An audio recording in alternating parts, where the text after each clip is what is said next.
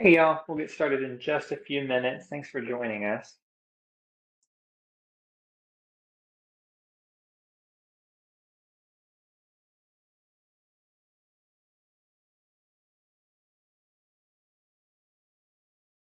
Hi, Ayan. Hey Garrett, how are you? Be good. Um, I am, for everyone joining, this is our first time switching to WebEx as our platform, and apparently Zoom had issues today anyway, so we're troubleshooting together a little bit. Ayan, you can see the slide deck, right? Cool. Okay.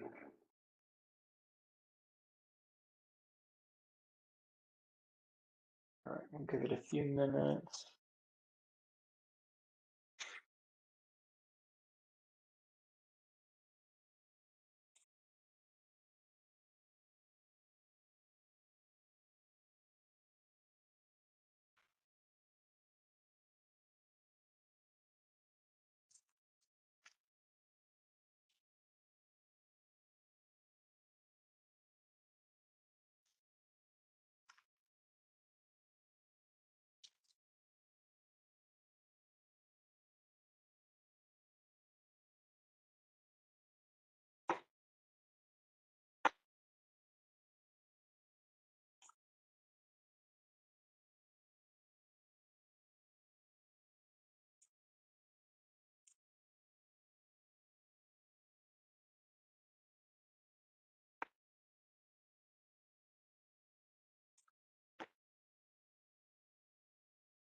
All right, I'll go ahead and get us started.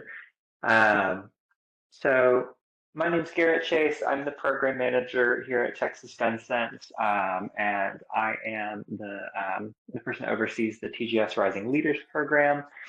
Um, we are going to be really just diving into organizing, particularly for youth advocates, as we are nearing the latter half of the Texas legislative session this year. Um, it's clear every time that we send people to the Capitol that there are staffers and legislators that are often resistant to hearing from constituents or openly aggressive and hostile sometimes. And so we've put this training together to really just give some tips and tricks as we approach the end of the legislative session on how to engage with legislators and move forward as youth advocates for gun violence prevention. So quickly, just about TGS Rising Leaders. This is our program specifically for youth engagement to empower young people to lead in the gun violence prevention movement. We're hoping to give people more leadership opportunities. The structure of TGS Rising Leaders is we've got Jasser Rahman as the chair, also representing the Houston area, and we've got representatives from pretty much each major metropolitan area in Texas. And so we've got El Paso, Dallas, Austin, Houston, and San Antonio. And we're really allowing these young people and these students to pick and choose things that really they care about and that their community cares about to make sure that we're letting people really take the lead in the gun violence prevention movement and overall, of course, then supporting the work of Texas Gun Sense at the Capitol. Um, so this looks like trainings like this one, doing in-person events and getting people to come to our advocacy days at the Capitol, doing organizing work in those communities that these young people represent, lobbying lawmakers, and really just helping to maximize the impact of youth in the movement. And so we've got our partners that have helped us organize this. We've got Students Engaged in Advancing Texas, SEAT. This is a Texas-based movement of young people developing transferable skills and demonstrating youth visibility in policymaking. We've also got Team Enough, Brady's youth-led initiative that works to educate young people about gun violence and mobilize them to take meaningful action to prevent it. And we are, before I continue, I'm just going to wait a few minutes. We've got a speaker that should be joining us. We're going to be joined today by Kris Brown, the president of Brady United.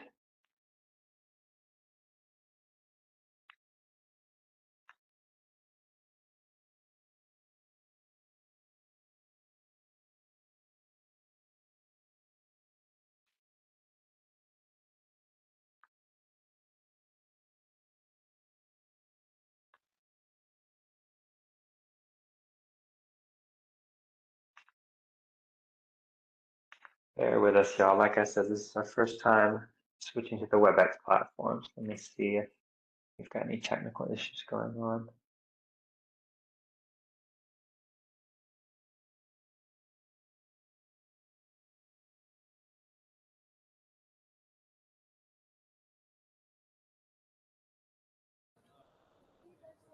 Mind if I jump in and just talk a little bit more about Rising Leaders and Teaming Up and all that, Garrett? For sure, please. Sure. Yeah. Hi, everyone. My name is Josser. I'm chair of Texas Consensus Rising Leaders program. It's a new program that just aims to empower young people across the state. We know that in years past, like if we look at the advocacy day that Texas Consensus helped put on last session, we know that there's young folks who are interested in the movement, but we're a big state. It's really hard to consolidate and to bring people together from all corners of the state when we're as big as Texas is. And so the goal of this program is just to unite youth leaders from across the state. I'm from Houston. I go to school in Houston, but we were able to this advocacy day. We were able to bring in folks from all over the place, from just walking down from UT Austin, from people who are at Uvalde and in El Paso, all across the state, in order to advocate and show that we have a majority of Texans, especially a majority of young Texans, who understand the threat of gun violence and want to take action against it.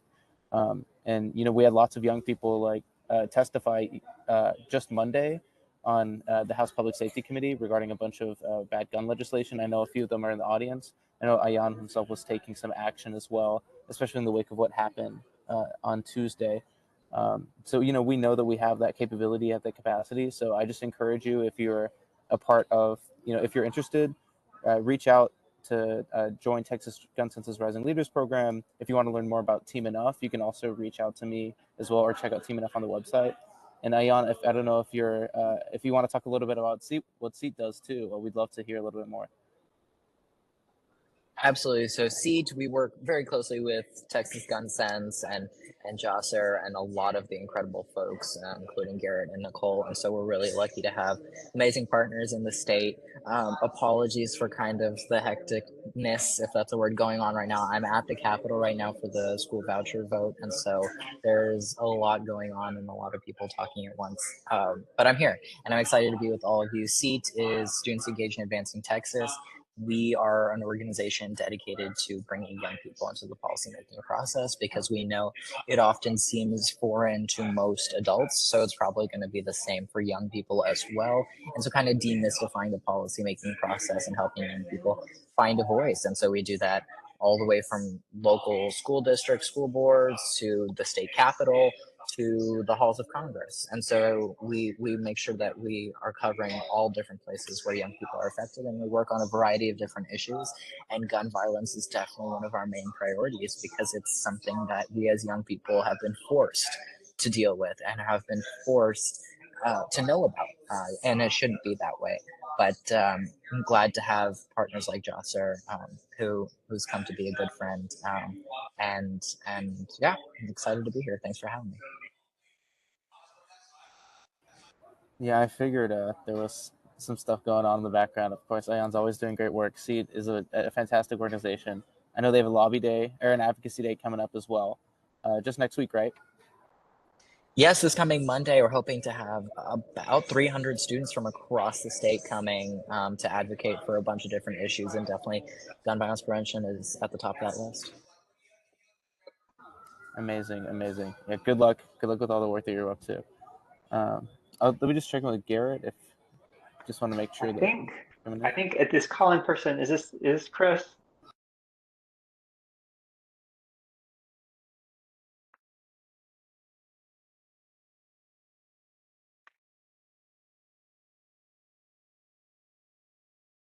So we'll give it 1 second.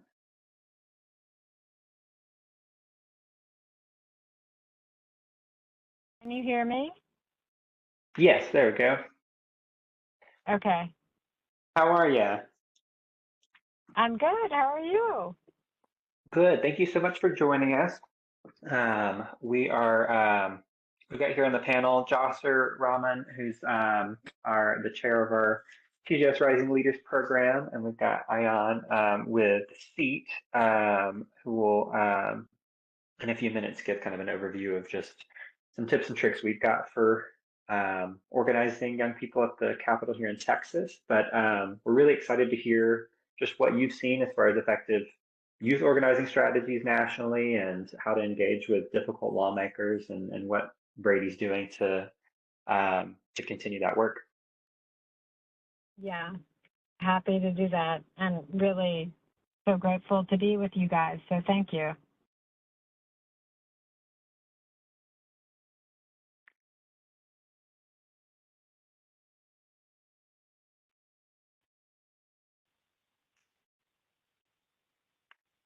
Thank you. So yeah, I guess we're definitely interested in seeing what, from your perspective, organizing nationally, what you've seen that have been strategies that have been effective for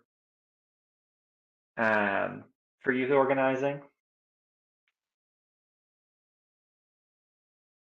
Yeah, happy to try to cover that. So first of all, thank you for the time, and I appreciate everything that those who are listening in are doing with your time. It matters. It's important, not only for that moment, but what you can inspire other people to do. For us, why does youth leadership matter more now than ever, especially in states like Texas? Well, obviously, we had a horrible school shooting that you all are much closer to than me in Dallas. And that's the second school shooting in about a year.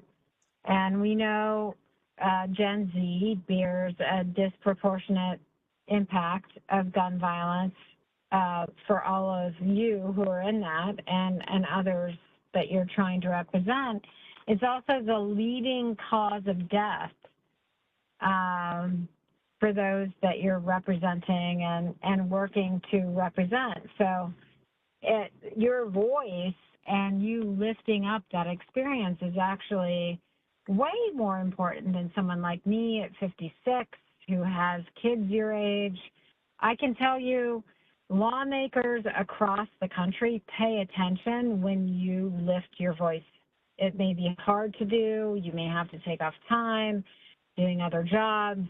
It may be a real pain. It's super important for our democracy, especially now. So I really encourage you to keep up the good fight and do that. It's really hard. I know that with this latest shooting, it's just so awful, and understanding that and taking care of yourself first is important.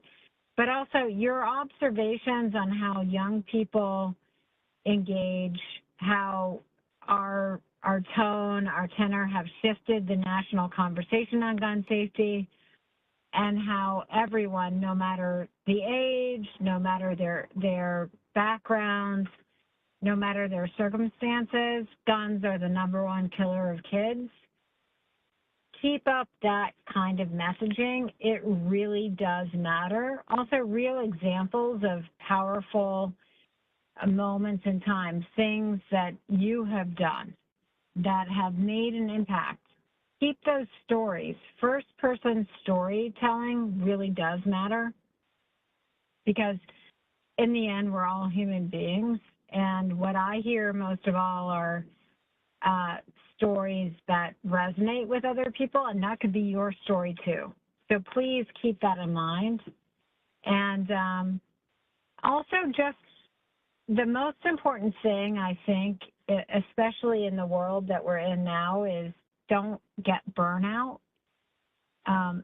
Think about how you refuel yourself, and I hope that is, for some of you, no screen time. It may involve just a quiet place. It may involve a conversation with your family or friends, or just, honestly, what I do is silent kind of breathing exercises. We need that now to refuel ourselves. You cannot be the champion you want to be unless you, in your own body and how you're experiencing life, are in some kind of balance. It's not perfect balance. The world is a deeply imperfect place. I wouldn't ask that for you, but I think I would ask all of you as a mom just how are you breathing? How are you being intentional with your time, and give yourself some grace and really think about breathing in and breathing out. And for every conversation you have, make it something that is somehow positive. I think we really need that in the world, and you guys are on the cutting edge of that. I was asked to talk about tips for communicating effectively with lawmakers. I think telling your stories, firsthand accounts, what this issue means to you, that's where it's at.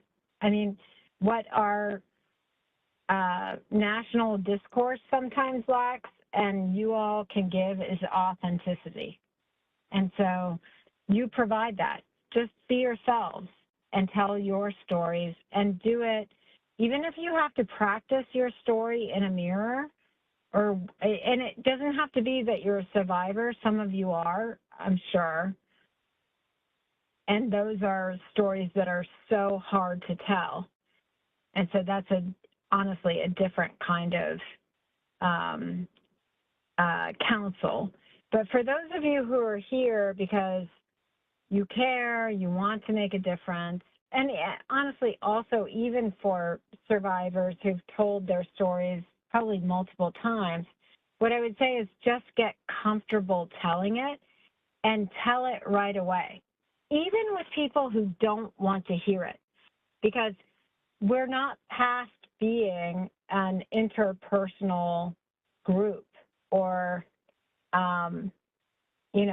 a cause where people like you don't matter. You all matter a lot. And for us at Brady, we're really trying to work very hard to carve out space for youth voices and what you hope to see in the world. We don't, I'm 56. I lead Brady.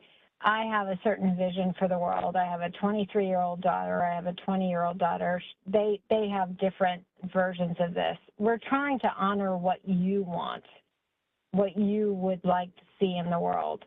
Help people see that vision. That's, I think, why a lot of you are doing this. So you can speak to the truth whenever you talk to people of the present moment.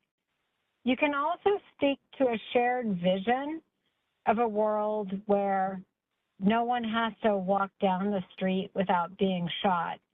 And if we think about those kinds of things, we're all aligned. And I would say for you who are younger, politicians, people of influence, really pay attention to what you say. So please, at your age, I was very shy and quiet. I was a very shy person. If you are that shy, quiet person, that's fine. Lean on other of your friends who are mobilizing. But what you're doing in Texas, as I told Nicole, I mean, it's huge. It's so important. And it may not make the change right away that you all want to see, but what you're doing with her leadership is transformative. And groups like ours at the national level, we pay attention to that, and it matters. So don't think you in your own role, whatever you're doing, oh, it doesn't matter. It really does matter. I guess that's really the largest thing I'd like to impart. Whatever you're doing, whenever you're doing it, it really does matter. So think about the things that are important to Texas gun sense, that are important to the cause, and try to move those forward however and whenever you can in whatever situation you're in, because that's how we've advanced in huge ways, not always in Texas, but we'll get there. So I'm just going to close there. Perfect. Thank you so much. It's always great to get to work with Brady and have the support of our national partners. It takes all of us, and I know it's an uphill battle, but definitely thank you for all you're doing to get us over the hill. Yeah, of course. Thank you. I think next, I think I'm going to pass it off to Ayan with SEAT to just go through the general tips and tricks we've got for engaging with legislators and how to prepare for being at the Capitol and getting in touch with your representatives. Absolutely, yeah, and echoing what Kris said just a minute ago. I mean, before I go into this, I mean, Texas has been on the front lines here more than ever recently with the issue of gun violence, particularly for young people. I mentioned I'm here at the Texas Capitol right now, and just a few moments ago, State Representative Josie Garcia spoke on the floor. There was an incident in San Antonio just about an hour ago, I believe, or a couple hours ago, where 8 students walked out of the school and 7 of them beat up the 8th and shot him and killed him. And that was a 14-year-old child. Why do children as young as 14 have access to a gun and were able to kill their peer? I don't know, but this is happening in Texas. And it happened yesterday as well in Dallas, like Kris mentioned, and that was at the same school that had another incident of gun violence just last year around the same time. And so this is coming more and more close to home. And I think it's time that, young people really understand the importance of making their voices heard, because we often think that this can never touch us until it does, and we see our communities affected by it. And so when we're meeting with legislators and staff, there's a lot of things that we can do to make sure that we can properly get our point across as effective and efficiently as possible. And so number one, what I'll say is make sure you know what committees the member is on. And so if they are on Homeland Security and Public Safety, automatically we know that that's a gun violence relevant committee. Same with the State Affairs Committee. They do a lot of work relating to firearms.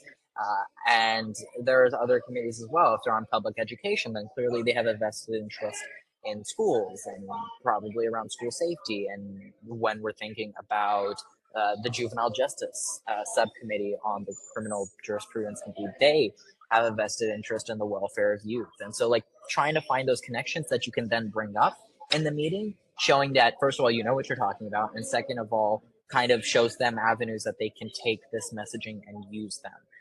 And look at kind of what their main issue areas are. Look at their social media briefly, kind of just look at their profile and see kind of what they post a lot about. You can go to Texas Legislature online. That's capitol.texas.gov, G-O-V, and you can find the member, and then you can find bills authored and look through the bills that they've authored. Just scan them briefly and see maybe what committees they're referred to, so you can see what issue areas they are.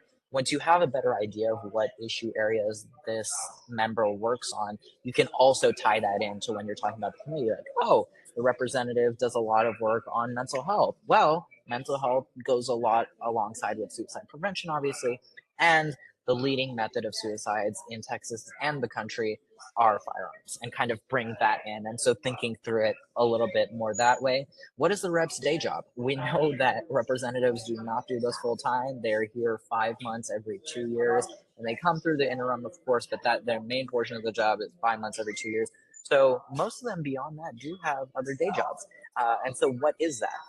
Because sometimes that can be a little relevant. It won't always, because many of them might just be wealthy because of investments and companies that they own but don't actually do anything, and some of them have other ways of making money, but some of them actually have jobs that are relevant to the work that we're trying to do. And so maybe if they're a practicing lawyer, look at what areas of law that they practice and see if that's relevant in any way. And then make sure that and I'll also say, look at what they studied in college. I mean, that's just that's getting really into the specifics, but I like to do that because I can say, look, the rep knows about this. They're educated a lot about this. They know that suicide prevention is really effective, whatever it is, but the main thing is know what they do, what their issue areas they focus on are, and what committees they're on. And then make sure you know what the specific issues you will cover. You don't have to cover everything in regards to gun violence prevention. That is very,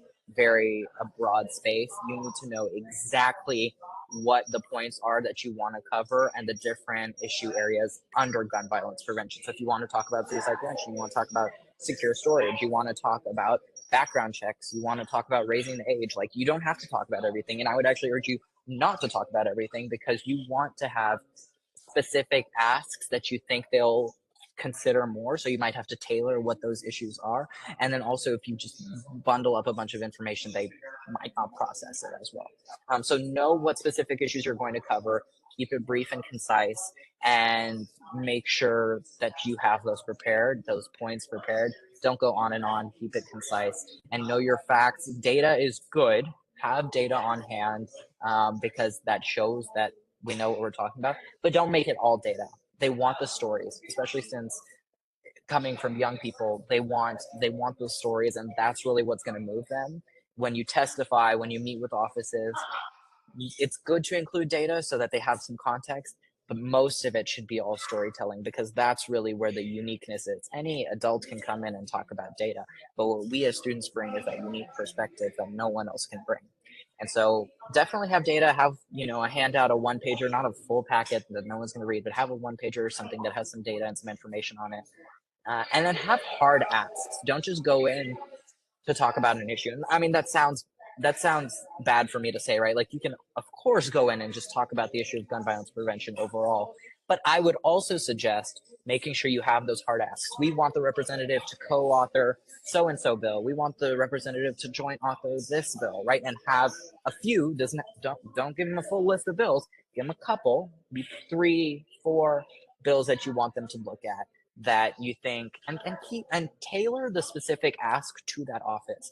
Every office should have a different ask based on where they stand on the political spectrum, what committees they're on, and so different bills for different offices, right? Because you want members on bills that they probably have experience in, right? And you want them to, and that they won't shut off immediately when you ask them to co-author that.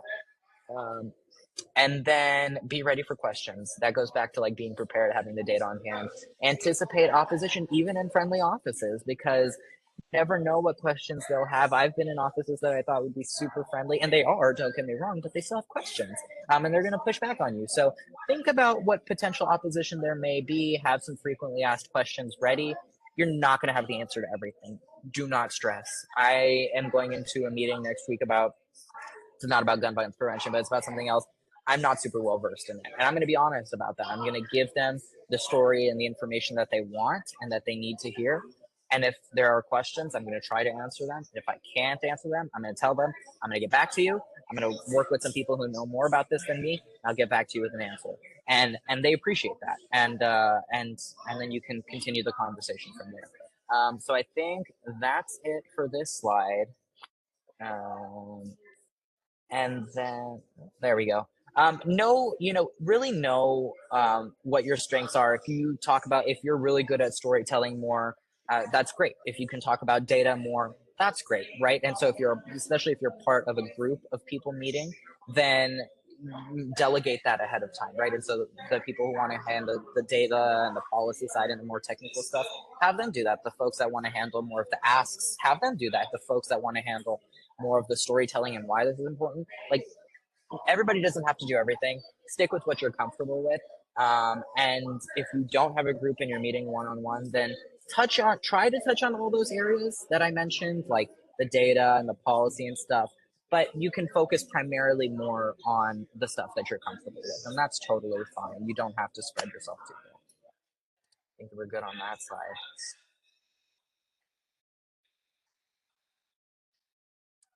And I think this is my final slide, I think. Oh, maybe close to the final. I know I've been talking for a long time. I'll just emphasize, you're not always going to agree with the people you meet with. It's the name of the game. It's actually, I would say it's good if you're meeting with people you don't agree with, because those are the people you need to talk to.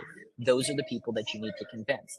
And you have to remember that these people are working hard. They're public servants. And no matter how much we utterly dislike and disagree with a lot of their policies, if we give them respect, hopefully they'll give it back to us. I'm not saying 100% of the time they're going to be respectful back. They might be passive aggressive. They might be disrespectful. I'm not condoning that. I'm not saying it's okay. But when you show them that you can keep your calm and you know how to hold your composure in the face of attacks and make your point go across, and continue with your story, with your data and with the policy, that's what'll get them. That's when they'll realize, and they might not realize in the moment, but they'll definitely realize later on, and definitely hold them accountable. Be ready to respond back if they say something incorrect, but do so in a way that will inspire them to listen. So definitely be calm and well spoken and be prepared. And then I think this is my last slide. There we go. I will say things that go well. They'll listen, to ask follow-up questions. You want to see that they're engaged.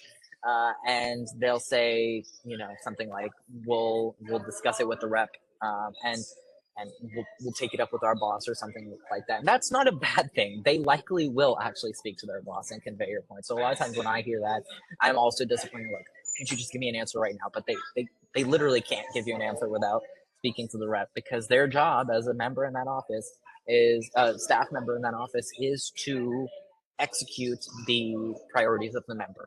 And so they can support it, but it doesn't really matter because their boss is really the one making the decisions.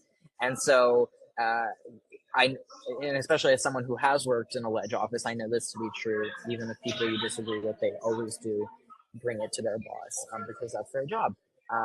And so I will say, you might not so well, and this happens, you might get brushed off, interrupted, told that they don't really deal with that issue, or kind of just like listen but then not seem engaged.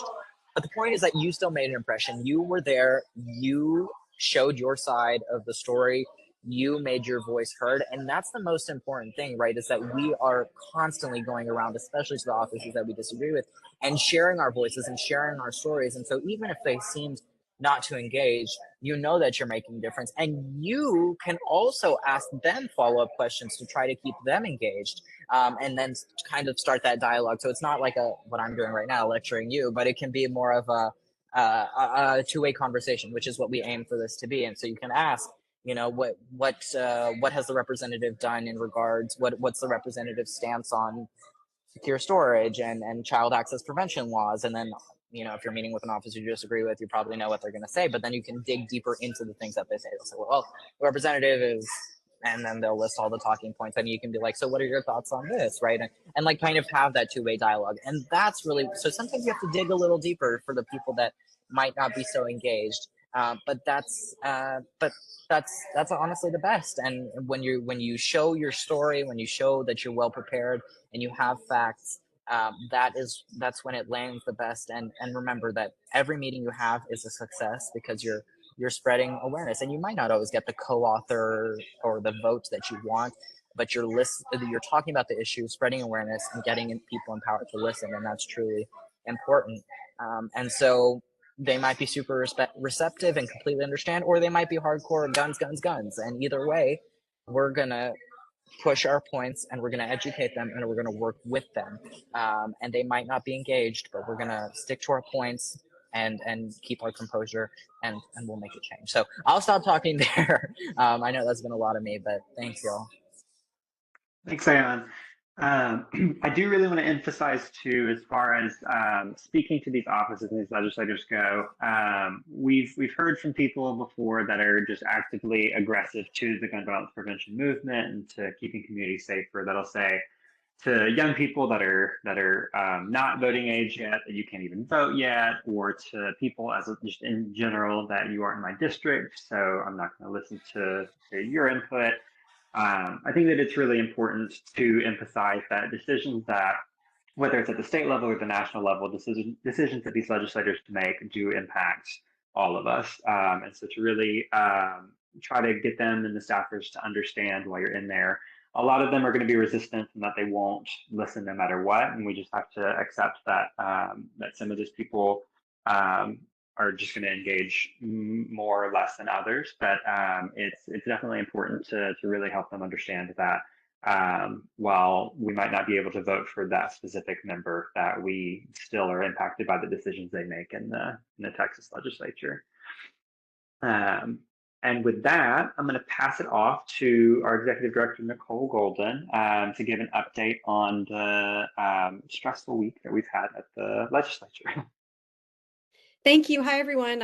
I hopped out of another meeting, so I didn't get to be here for everybody else's parts. But Ayan, I see that you're at the Capitol, and I know why. And thank you for taking time while you're so busy. And hi, Josser and Garrett and everybody. And I'm sure Kris was amazing. She always is. And I'm so glad that you all are here.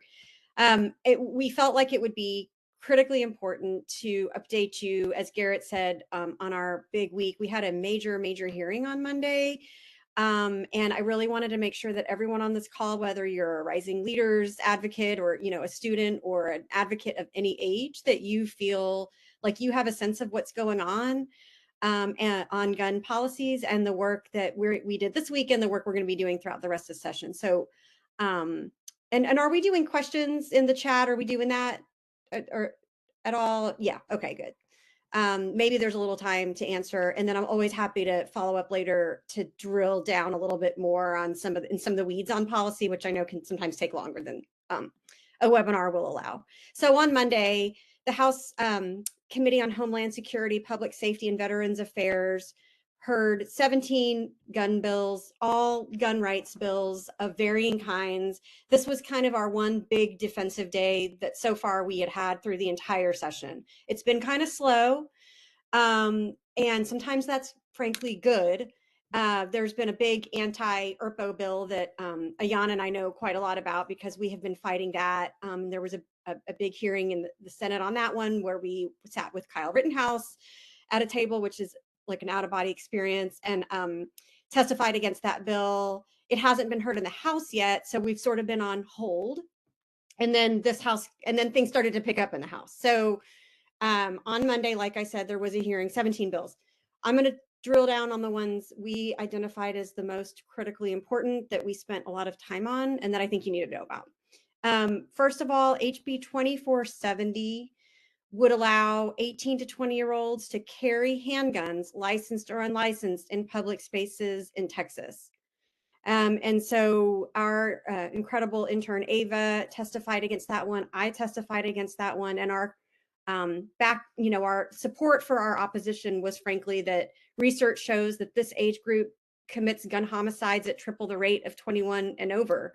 Many of you are young people and, are incredibly responsible people, but the data does show that we've got that age restrictions work. And the young people we talked to fully agree with that. We also talked about suicide. We talked about, polling on age restrictions that has been really strong in Texas, and how firearms are the leading cause of death for children and teens in Texas. We also talked about this bill in conjunction with another one of the bills, HB 4201, also heard that day, would broadly allow firearm carry in sensitive places such as schools, hospitals, bars, and others. And what we realized was and I don't think this is going to happen, but if that bill passed and the age reduction bill passed, then essentially what we were saying was guns could be carried by high school students if they're 18, 19 years old, right, in their high school, and nobody wants that. And so that was our big message on those two. Moving on, another bill that we spent a lot of time on that I am frankly concerned about is HB 2771, which would significantly narrow the list of felonies that prohibit firearm possession. They did a broad sweep and kind of said, like, all these felonies off the table. They left in serious felonies like murder and some other really violent crimes, but they struck a lot of violent crimes like stalking, aggravated assault, making a terroristic threat, brandishing a firearm at a school or on a school bus, or things that could lead to more violence. And that's a bill that I am concerned about because the author supported Speaker Burrows. And frankly, at this point, I think any Republicans who supported Speaker Burrows, their bills are going to have a much better chance than those who didn't. And so for that reason, that bill, I think, is a problem. And we're working very hard on it. There was also a bill, and we can share a document out with all of this. HB 1794 would allow guns in polling places. There was a lot of good testimony on why that's obviously undemocratic. It can scare people, and we can't allow that. And then lastly, HB 259 would legalize short barrel firearms. That type of firearm was used to murder students and teachers in Santa Fe. And we had some of those survivors there, and they made very compelling testimony. Some of them are gun owners, Republicans, like this, they don't view it as a partisan issue, and it's not. So those were our priority bills. At this point, if you're wondering, well, what happens? It's hard to say. The committee doesn't take votes when they hear bills. They will just hear them, and then the votes can start to happen at any point. I hear there could be votes taken next week in that committee, but on what bills, we're not sure. We don't really hold the power with it's a very conservative committee. There's 3 Democrats on it, and the Republicans who are on it are quite challenging to work with. And so we don't have the intel. So we sort of have to be ready for anything. But like I said, based on who the author is, that gives us a little bit of a sense of what we need to be concerned about. And HB 2771 is the one I've got my eyes on. We will keep you posted. We had students there who were fabulous, who testified for the first time. I think students are showing up more for our hearings than ever before and speaking up. And I've been doing this for years, and I'm finally starting to see so many of your faces, and it's truly amazing. It really lifts everybody's spirits. It does. And I'm watching people learn the political process, and that's so important. And we'll be happy to keep you updated on what we need to do next with these bills. I think one important thing too that we noticed on Monday is the gun lobby will send and these kind of gun extremist organizations will send people that they are lawyers a lot of times, they are their policy experts that will very confidently distort facts to try to explain that this bill isn't as bad as these gun violence prevention advocates are trying to make it sound like. We're just trying to respect people's rights. They'll mention a lot of court cases. They'll mention a lot of terms that normal people don't know, and just to muddle the facts to get people confused, so that there's not as clear of a rebuttal from the gun violence prevention advocates. And so we're doing as much work as we can to get resources out to people so that we're as knowledgeable as we can be. But it's definitely important to look out for and call out when these people are just spreading misinformation to try to get their bills passed. Yeah, absolutely. And to Garrett's point, we outnumbered them in the room, which is something that feels great. But they do carry weight. Gun Owners of America was there. They brought their attorney, and they've got relationships with these offices. So a lot of the work was to just counter what they were saying, which is critically important because they were, as you said, their bills were based on a lot of misinformation about the law, frankly, and about gun violence in general and the causes. Can I real quick, Garrett, also say I felt like we needed to say that we have a Raise the Age Day of Action happening. Did y'all talk about that? I'm just going to mention. We've not talked about it yet. If you could find the link for people to join in on that. I know we're sending emails, maybe we sent an email already and sending another tomorrow, but I'll just leave you guys with April 18th, 2023 was the day that the very, very late long hearing happened, when Raise the Age was heard, and it was heartbreaking and long and exhausting and late into the night, and the Uvalde families waited and waited and waited. So we're doing a kind of a commemorative day of action for Raise the Age tomorrow and Friday. I would love for you guys to take action. We have some links we can share with you. I'm posting. I've got our announcement about it right in there, and then I've got where you can share your testimony right here. And we'll be sending out a lot of resources. We'll be sending out some information. I do want to touch on just the next steps for TGS Rising Leaders and what we're looking to do the rest of the session. We are doing we're taking a new approach to opposing some of these bills with youth voices across Texas. We've got a letter writing campaign going on, and Josser, if you wouldn't mind, if you could find that link and drop it in the chat for me. We've got a letter writing campaign going on where we're getting young people across Texas to write to the House Committee on Calendars is what the letter will be addressed to. We're signing onto this letter. You're able to add additional messaging if you want to address the committee about your personal story or why you're passionate about this.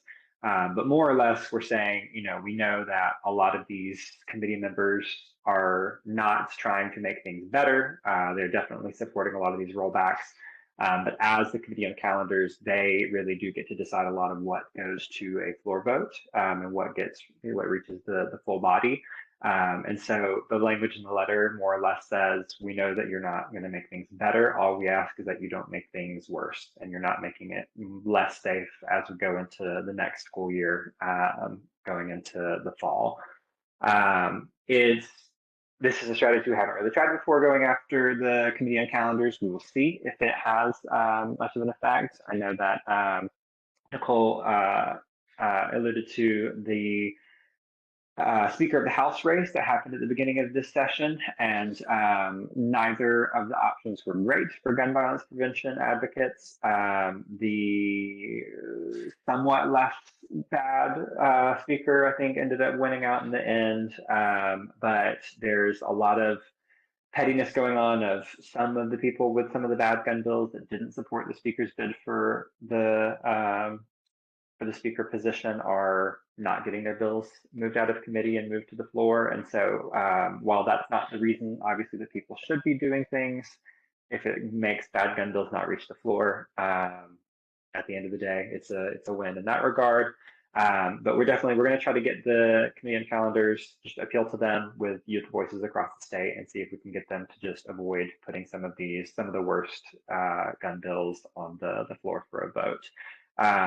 One thing that we heard a lot on Monday from people is that there's always an opportunity when it reaches the floor to add amendments to the bills and to change things and to close some loopholes and to adjust the language.